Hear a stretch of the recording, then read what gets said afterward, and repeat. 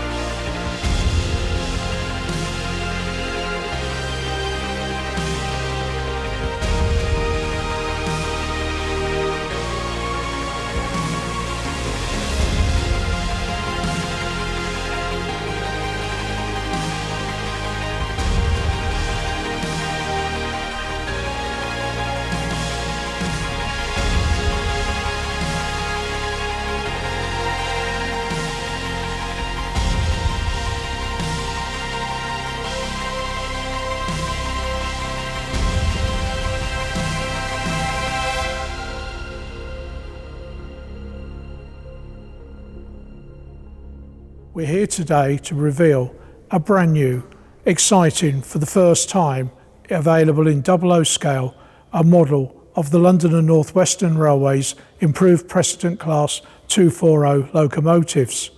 Of course, the most famous member of this class is Hardwick, which is behind me now. There are 3 other locomotives which will be available exclusively from Rails of Sheffield. Yeah, Hardwick is a classic 240 from the 1870s. 1873 she was built. Had a long working life till 1930. It's quite an unusual engine in that it came out of service, as I say, in 1930, but it was fitted with a new boiler in 1926, which tells us a lot about the future as the LMS saw it for locomotive policies. But it's a cracking piece of Victorian engineering, this. We don't have a huge number of locos from that later period of the 19th century, because so often a locomotive was a piece of kit, it was a tool, and when it was worn out, it was discarded. Now, Hardwick and its part in Races to the North, that's where it really got itself set in history, because it set a record for climbing Shap and the average speed in 1895 that wasn't bettered for another 40 years. So if you think about it, that's into the era of the Stanier Pacific, the Jubilee, much more advanced engines. I mean, this is a small 240 tender engine. They were nicknamed Etnas because you saw them working hard at night and they were chucking sparks and fire everywhere, but they did the job. They ran hard, they ran fast, and they turned in the performances. I mean, the London North Western Railway under Sir Richard Moon, he thought that his trains should travel at 40 miles an hour standard. It wasn't really safe to go any faster, but of course in the 1860s on the East Coast, the Great Northern Railway, the North Eastern Railway begin to push that, and they create what becomes the Flying Scotsman train. And the shareholders turn to Moon and say, we can't have that anymore. We need something on the West Coast. We need you to lift the speeds that the trains can travel.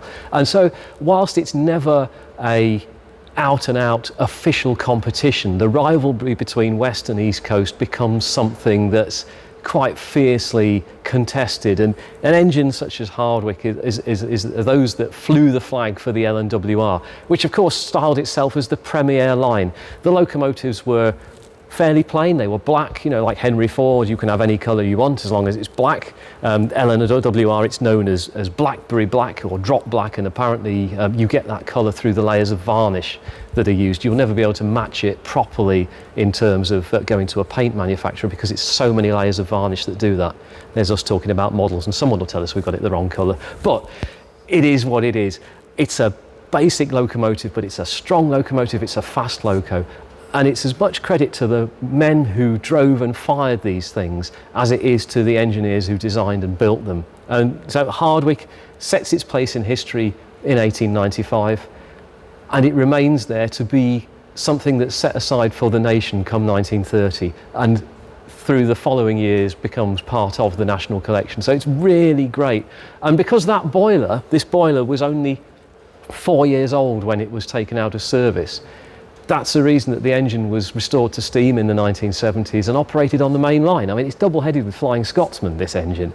So it first off had its stage of glory in the 1890s, but then has another blaze of excitement and publicity in the 70s and early 80s when it runs with Flying Scotsman on excursion trains. It ran on the Derwent Valley Railway in York, and also ran in the cavalcades at Shildon here in 1975 and at Rainhill in 1980. So it's very much a wonderful piece of Victorian engineering, a legacy of the men who built her, a legacy of the men who drove and fired her, but also testimony to those who had the foresight to keep it for posterity, for us to enjoy now, and of course to have these wonderful miniature versions in 00 gauge.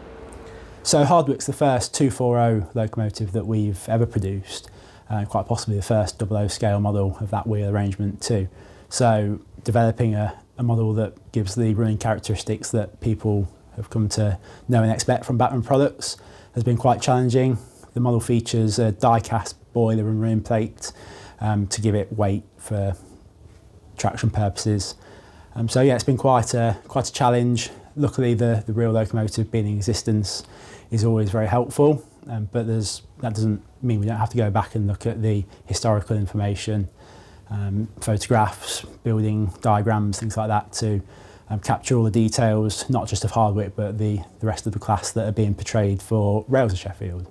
So the model carries similar specification to other branch line models being developed at the moment. It's got a 21-pin DCC decoder, it's got a pre-fitted speaker, there is the option of traction tyres for those looking to take extra haulage from the model, but there's also wheel sets provided without that, so it's up to the consumer to choose on that front.